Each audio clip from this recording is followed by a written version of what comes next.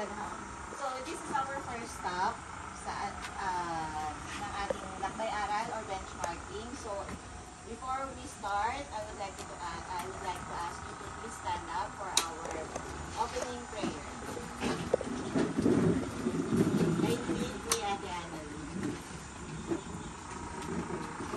Ngayon, salamat na po sa kami pong mag-aaral ng kayo kami nila sama-sama dito upang may matutunan kami dito sa mga School. Tulungan niyo po kami Panginoon na mawalan, Panginoon ang mga pinag-aaral. At sa mga gagawin pa namin, balik at pagkakagin sa aming Panginoon. Sa inyo lang po namin ibibigay ang mga buhay, Panginoon, wala sa mga puso ko dahil sa aming Panginoon. Kaya salamat po sa Panginoon Jesus. Amen. Father, Son, Holy Spirit. Amen. First stop.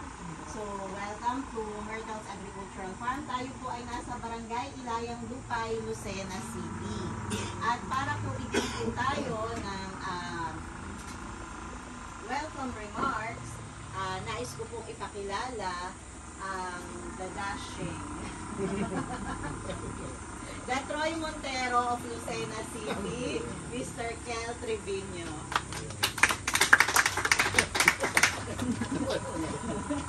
Good morning. Yun po, Myrtles Agricultural Farm. Yan po. Ito po, ano po sa inyo. Dito po tayo sa Ilayang Lupay, sa Lucena. Yun. Pakilala po muna ako. Michael Trevino po. Ako po ay graduate ng Bachelor of Science in Commerce, Major in Management. Yan po. Bago po ako natapos ng management, 3 course po ang kinuha ko.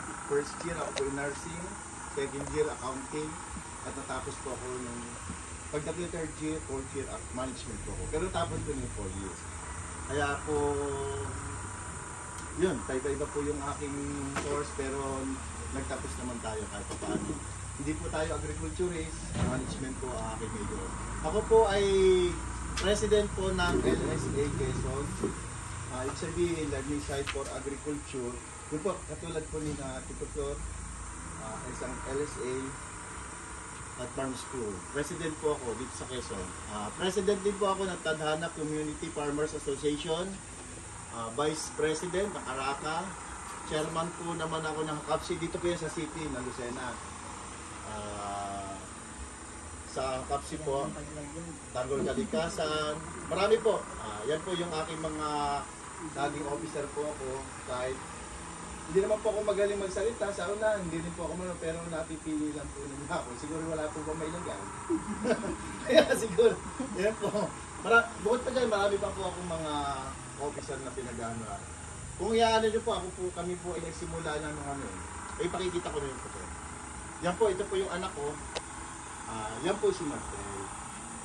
Yan po, dapat kasama ko ngayon, nag-practice pa. Ngayon po kasi ngayon ay tinuturuan namin magsalita. 8 years old na po siya. Pero pag may orientation po dito, sinasama ko na po, nagsasalita siya. Kaya lang, tulog na tulog tayo, minising. Bata pa naman, di okay lang. Kagabi nga ay nag-practice pa yan eh.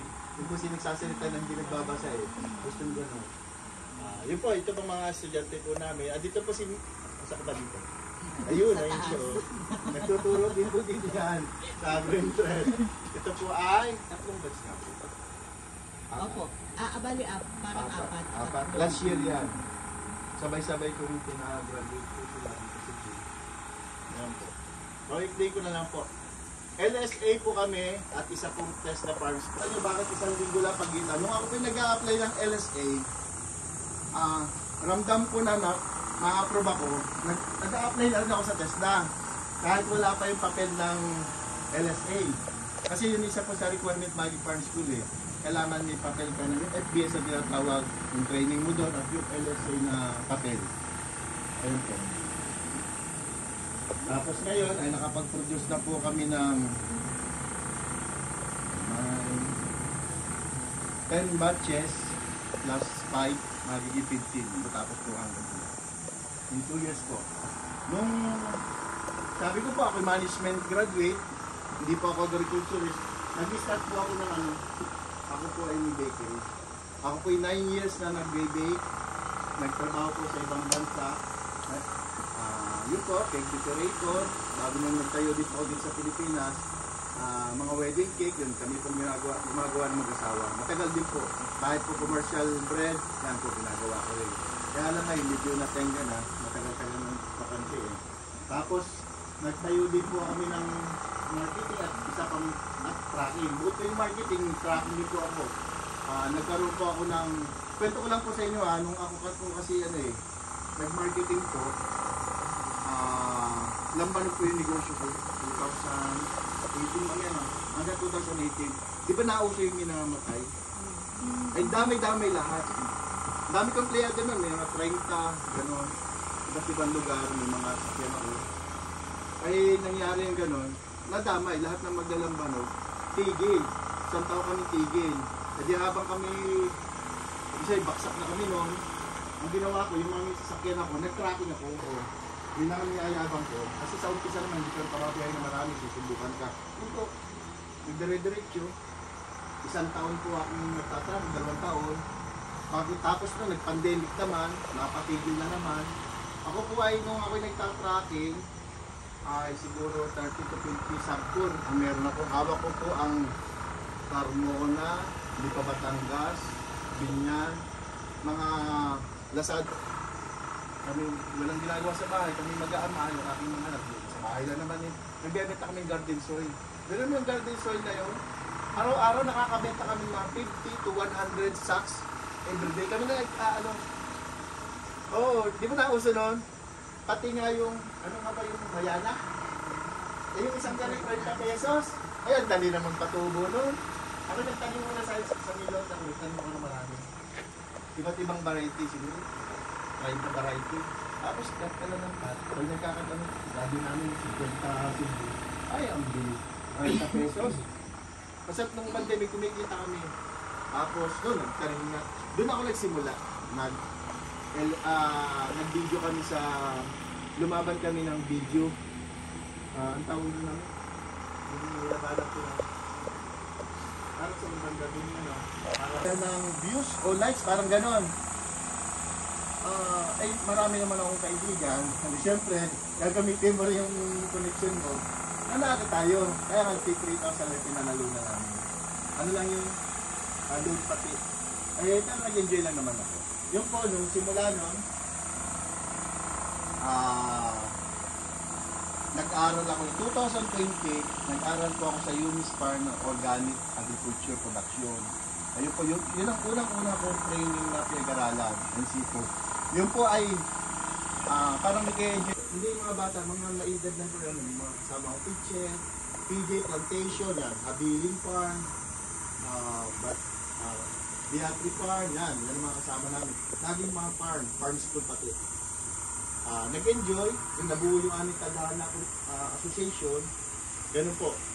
Yung po advocacy naman namin sa school, yan po, lagi pong kaming, nung ako po yung nag-apply ng API, LSA, yan po talagang gusto kong mangyari. Hindi naman ako tagdating sa pera lang, nakikitahin. Dito sa wala kang kinikita.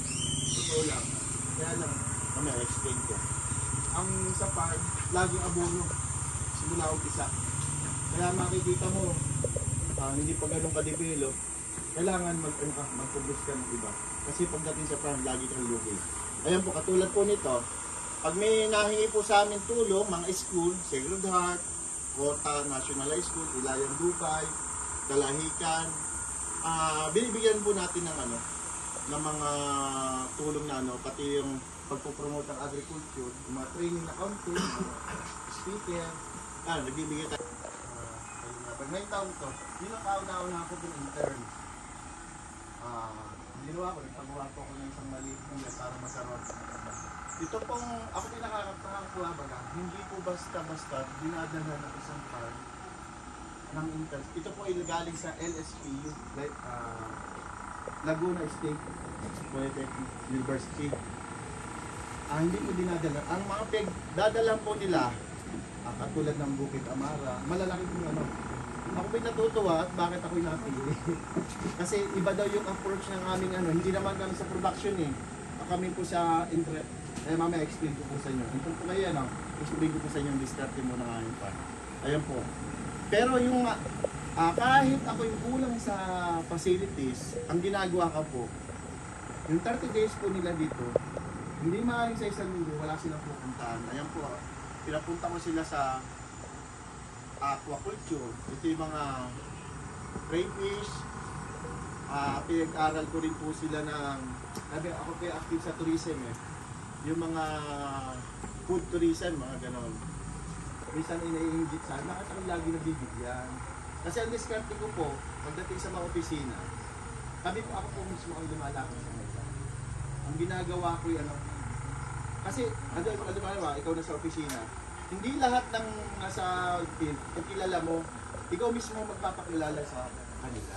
Para malaman yung ginagawa mo at active pati sa social media. Ganun po ang ginagawa ko. Kaya pagdating sa Lucena, LGU, lagi po ako meron sa provincial, ito sa PCA, ito po sa Lipa, kaya iba-iba po, Lipa, Sariaya, pati sa Sariaya. Ito, bigyan raw 900 kakao ng provincial. Yan po, marami po. Yung iba hindi ko na lang nilagay. Hindi ko may tatanim yun. Ba, meron ka isang sugutan na, isang hektare, hindi mo maubos yun. Magbukulok lang. Pero pinamamahal dito, kahit dito sa barangay po namin. Ayan po, kahit tayo, ako po ngayon natutuwa lang at paminsan-minsan natututo din magsalita. Alam ni Marshall, ako'y mahihain po. Ay ngayon siyempre, palagi pinapunta. Paulit-ulit yung sinasabi ko, hindi ko nasanay ka rin. Nadadagdag. Hindi, ako nung college po, hindi po talaga ako makapagsalita sa unahan. Napakatahimik. Alam niyo yung iba pang klase ko. Ay tataka nga sila bakit ako naging school admin. Wala naman ako talagang tahimik na sa isang tabi. Pero nung palagi na-interview tayo Channel 5, na-interview po tayo. Naging po sa region, radyo, yan. Iba't iba po. Awardee po tayo sa region. Yan po. Meron pa diyan. Na-feature po tayo sa magazine, 2 beses sa Manila Bulletin at sa Agriculture Magazine. Ay po ito sa World Trade. Nakita ko yung akin, may pa-picture yung nakapost yung aking ano doon. Ayan po. Ayan, nagiging speaker na rin po tayo. Paminsan-minsan kahit ganito ang aking sinasabi. Ayan po. Yan po yung mga training na kalimitan, seminar. Ito po, itong platform ito, kahit maliit, lagi pong nagagaling sa agritourism po. Kasi po kami, sa agritourism po sa provincial, may malaking tulong na ginagawa ng ni Gold. Lahat ng mga farm school dito, ay ilan lang kami ngayon napili. Parang dine-develop na magaya sa norte. Ang norte kasi pagdating sa agritourism, talagang magandang talagang dinadayo. Di ba? Pag gusto niyo pupunta ng norte, gano'n. Yun ang inaano ni Gob dito hanggang year 2028 yata. Kasama po kami sa tinutulungan ni Gob. Ang kasama ko po, katulad kasama na naman ako, Bukid Amara. Dito, sarili kong produce. Merong alaga po ako, free range. Ang problema, kung hindi mo kasi natutukan, kahit anong mo, mga ubos yung mga manok mo. Ay di ang ginawa ko, may kinausap na lang po ako na supplier, may free range, magpo-consolidate na. Yun po, unti-unti po na gano'n, lagi yung pagsali, lagi na yung pagsali, yung ongoing pa kami. Yun naman po yung parang sa mga basal. Pero marami po pumukontak sa amin, SF, kaya lang napakagid kasi ngayon, katulad pag may test ka, hindi pa makapag-focus kami, baka lalong malugilaan. Sa Walter Mart po, yung may test pa kami sa Walter Mart, isang haba siguro sa may aso ang naliyan. Yung kalahati po nun ay akin, pinoconsolidate yung product, yung kalahati Playdos, yung kalahati sa amin. Napagkatiwalaan po tayo ng probinsya. Yung pong upa namin doon ay libre. Mag-isang taon na kami. Sa gitna ng Walter Mart Candelaria. Bago yung lahat ng product na yung iba, basta may product ka ng peso, pwede mo sa akin ibigay, consignment, kung anong mabenta, pwede yung display doon. Kaya pag may product kayo, na pwede, pag mamalaki ng ating peso, pwede natin ilagay doon, kung anong mabenta. Pero kung ikukumpara mo sa SM, mas malakas kasi ang SM sa Walter Mart. Pero ang Walter Mart, walang pinipili produkto sa SM. Lagi pinatanggal, wag yan, medyo may fit doon. Kaya mas maganda. Ang Walter Mart, apply na trabaho, ano yun? The Fair. Sa St. Jude, alam niyo naman yan, yan sa Mimax. Peso? June 12 ano? Under ng Dole. Meron dyan pes. Hindi, sa ano, St. Jude. May Sabang. Sa Max. O nandun. Nandun lahat. Sa mga maghahanap ng Yung mga trabaho. taga-pagdaan sa testa. Nandun lahat. Kaya nandun din kami. Ayan po. Kami po rin napagkatiwalaan ng Lucena sa Dugyugan. Yung boot po ng Lucena noon, ay kami po nag-manage. Hindi po LGU. Kasi medyo, mas maganda po kasi magmamanage kung sanay din sa ano. Mas may po, kasi pag nasa LGU kasi ito ko na may pakikita ko sa inyo. Alam niyo kung bakit kalimitan na bibigyan ka. Ako po kasi active sa social media.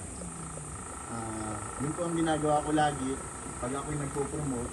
Hindi naman sa sasabihin ni yayabang, ay may kasamang yabang, pero pinakikita mo lang yung ginagawa mo.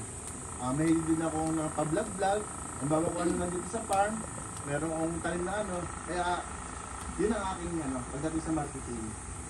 Kahit hindi ako, nagbablog ako, hindi mo na ako ganun galing mag-vlog. Talagang ano lang, maisipan lang, pero makikita mo marami siyang, yung engagement niya, yung parang nare-reach niya na audience, marami rin, kaya nakakatuwa eh. Para sa news. Ano ito? Para sa news. Ito ay, pag-ito. Composter yan. Ayan po, yan yung mga estudyante ko. Yan. Iba't iba. Thank you. Kahit itong, pag may mga tanong kayo sa daan, explain ko pati sa inyo kung ano mga, kasi yung mga tanim ng talaga, lahat ay nakatutok ako. Kung hindi man ako nagbungkal, kasama ako doon. Dito may lagay, at balang nga rin, naisip ko ba sa ano, ay alam ko na kung saan paglalagay. Kaya bawat tanim dyan, alam ko kung saan nakalagay. Ayun, thank you.